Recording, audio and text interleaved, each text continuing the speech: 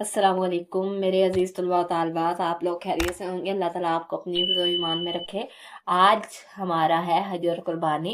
हज भी रुकने आज़म है और कुर्बानी भी जो जुल्हज्जा के महीने में दी जाती है। अब हम देख लेते हैं। हज अरकान इस्लाम में एक अहम रुकन है जो हर साहिब इस्तिताअत मुसलमान पर जिंदगी में एक बार फर्ज है।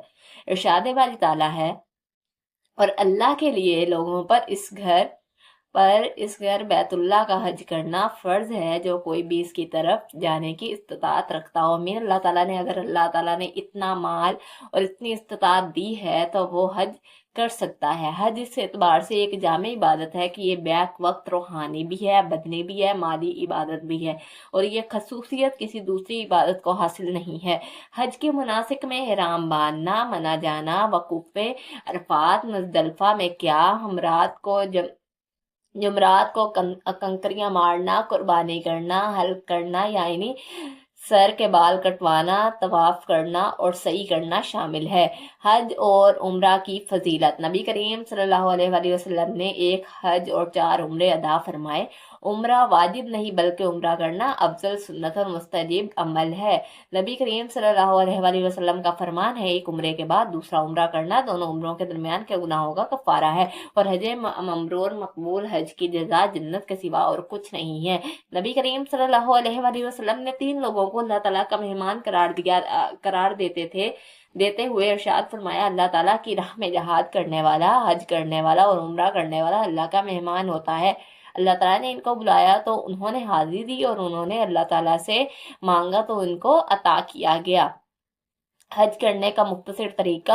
हज करने वाला 8 जुल्हज्जा को फजर की नमाज के बाद एहराम बांधे, 2 रकत नमाज पढ़े और ये दुआ करे कि अल्लाह मैं हज का इरादा करता हूँ, तू इसको मेरे लिए आसान कर दे और कबूल फरमा, और तलबिया के दर्ज से अल्फाज बुलंद आवाज में अदा करे, लब्बैक अल्लाहुम्मा लब्बैक, लब्बैक ला शरीका लका लब्बैक, इन्नल हम्दा व निअमता लाका वल मुल्क ला शरीका लका लब्बैक।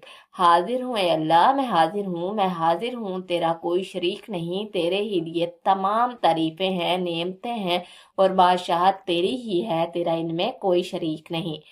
फजर की नमाज के बाद मक्का मुकरमा से मना के लिए रवाना हो जाएं। जोहर, असर, मगरिब, ईशा और फजर की नमाज मना में पढ़ें तो 9 जिलहज्जा को नमाज फजर के बाद मना से अरफात के लिए रवाना हो। मगरिब तक अरफात में क़याम करें और दुआ मांगे। गरूब आफ्ताब के बाद मैदान अरफात से मुजदलफा के लिए रवाना हो जाएं। पैदल जाना मुस्तजिब है। मुजदलफा में मगरिब और ईशा की नमाजें इकट्ठी पढ़ें। रात मुजदलफा में गुजारे, रमी के लिए कंकरियां चुनें और सुबह की नमाज अदा करने बाद मना की तरफ रवाना हो। जब खूब रोशनी फैल जाए तो जमराए अकबा को रमी करें और रमी के बाद कुर्बानी करें। फिर सर के बाल मंडवा कर या कटवा कर सर मंडवाने के बाद वो एहराम की पाबंदियों से आज़ाद हो गया। फिर कुर्बानी के दिनों में से किसी एक दिन मक्का मुकरमा जाकर तवाफ़े ज़ियारत कर ले। वकूफ़े अरफात और तवाफ़े ज़ियारत करने के बाद हज के फ़राइज़ अदा हो गए। वकूफ़े अरफा हज का रुकन आज़म है।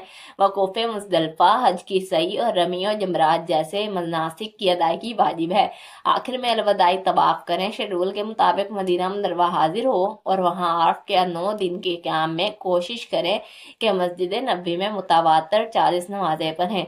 कुर्बानी से मुराद अल्लाह ताला के कुर्ब के हसूल के लिए ईद उल अज़हा के दिनों में मखसूस जानवर को नबी करीम और आपके जद अमजद हजरत इब्राहीम अलैहिस्सलाम की सुन्नत के मुताबिक ज़िबा करना है। ईद उल अज़हा के दिन कुर्बानी से ज़्यादा फजीलत वाला अमल कोई नहीं है। ये दिन साल का अफजल तरीन दिन शुमार होता है। कुर्बानी ना करने पर सख्त वईद आई है। नबी करीम सल्लल्लाहु अलैहि वसल्लम का फरमान है, जिस शख्स को कुर्बानी की वसअत हो वो कुर्बानी ना करे तो वो हमारी ईदगाह के करीब ना आए। ईद की नमाज से पहले कुर्बानी नहीं की जा सकती। अपने हाथ से कुर्बानी करना अफजल है। अगर खुद जानवर ज़िबा ना कर सकता हो तो कोई दूसरा मुसलमान इसकी जगह जानवर ज़िबा कर सकता है, मगर इजाज़त ज़रूरी है।